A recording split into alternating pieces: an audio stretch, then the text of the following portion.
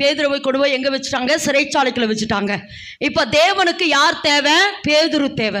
பேதுரு வந்தா என்ன செய்வாரு? பிரசங்கம் பண்ணுவாரு, அநேகரை விடுதலையாக்குவாரு. ஆனா தேவதூதன் பேதுரு கிட்ட போய் சொல்றாரு, பேதுருவே எந்திரு அப்படின்னு தட்டி எழுப்புறாரு. தட்டி எழுப்பிட்டு சொல்றாரு, நீ என்ன 3 காரியத்தை சொல்வாரு. என்னென்ன? 1, உன்னுடைய அரைக்கச்சை கட்டிக்கோ.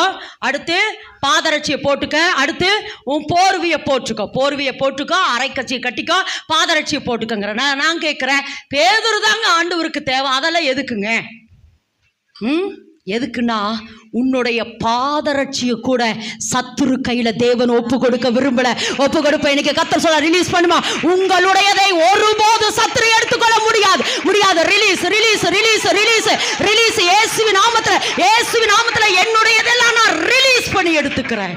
என்னுடைய செருப்பை கூட சொல்லுங்க, இப்படி சொல்லுங்க, என் செருப்பை கூட சாத்தான் கையில கர்த்தர் ஒப்பு கொடுக்க விரும்பல. என்னுடையது என்னிடத்தில் வரும். எல்லாரும் சொல்லுங்க, என்னுடையது என்னிடத்தில் வரும். இதுக்கு என் மேல என்ன அபிஷேகம் தேவை?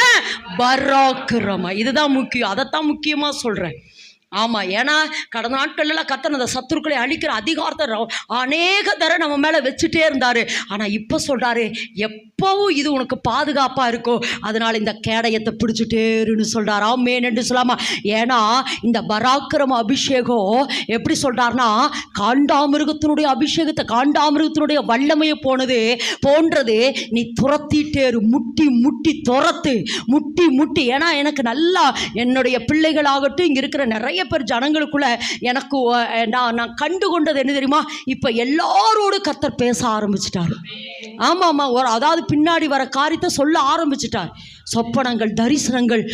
கண்ணை மூடுனா கர்த்தர் தரிசனங்கள், இரவு நேரங்களில் பின்னாடி என்ன வருங்கிறத கர்த்தர் இப்ப நிறைய பேரோட பேச ஆரம்பிச்சிட்டார். எதுக்கு இதை சொல்றேன்னா, அப்ப பேசுறாருன்னு தெரிஞ்சாவே, எதுக்கு பேசுறாரு உங்ககிட்ட எதுக்கு பேசுறாருன்னா, நீங்க அதை முட்டி துரத்த வேண்டும் என்பதற்காக. ஆமென் என்று சொல்லாமா. முட்டி துரத்த வேண்டும் என்பதற்காகத்தான் தேவன் நம்மளோடு கூட பேசுகிறார்.